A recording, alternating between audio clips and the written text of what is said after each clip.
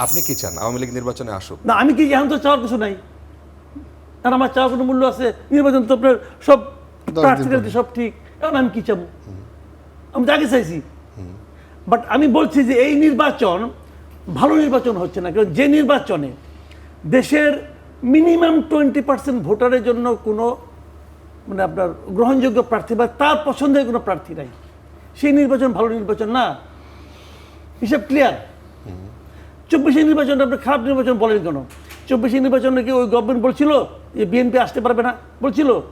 বলছিল যে জামাতের যারা প্রার্থী আছে তারা মানে স্বতন্ত্র, জামাত তো দল বেঁধেও আসতে পারতো। এই মার্কা ছিল না। আপনি ভালো নির্বাচন বলছেন? কোনটা? 24 নির্বাচনকে ভালো নির্বাচন আমি বলেছি 24 ভালো নির্বাচন ছিল। আমি বলছি যে ওই নির্বাচনটাকে আমরা খারাপ নির্বাচন বলছি কেন? আচ্ছা, আমরা বলছি এই কারণে সেই নির্বাচনে ওনারা কাউকে নিষিদ্ধ করে নাই, তারা নিজ দায়িত্বে আসে নাই। তারা ভেবেছে যে এই নির্বাচনটা ভালো নির্বাচন হবে না, অতএব আমরা যাব না। ওকে, আর এইবার কি হয়েছে? তোমরা আসতেই পারবা না। ভালো হলো, একটা বড় দলকে আপনি বলেন যে তোমরা আসতেই পারবা না। সেই বড় দল এই দেশে যা ঘটিয়ে গেছে, তারপরে এই বড় দলকে কিভাবে তারপরে এই বিচারটা যে হবে এটা আপনি কই পাইছেন? ওই বড় দল যা ঘটিয়েছে তার বিচার আপনি যেভাবে করবেন আমি সেভাবে করব? ওই বড় দলের যারা সমর্থক তারা সেভাবে করবে?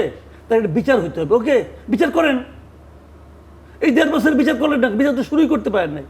কেন পারেন নাই বলেন? বিচারটা আপনি শুরু করতে পারলেন না কেন ভাই? বিচার করেন। আপনি তো 1.5 বছর সময় পাইছেন, 1.5 বছরে অনেকে মৃত্যুদণ্ড দিয়ে দিচ্ছেন, তো এই দলটাকে করতে পারলেন না কেন? এটা তো বড় ঘটনা, করেন না কেন? আপনি একটা প্রশাসনিক নির্বাহী আদেশে ওটাকে আপনি কার্যক্রম স্থগিত করে রাখছেন, ভালো করেন নাই।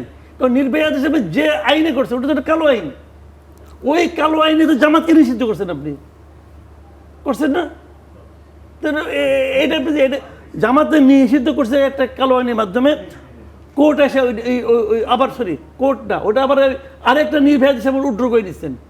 তো এইখানে আপনি নির্বাহী আদেশে কেন করলেন? আপনি বিচার করেন।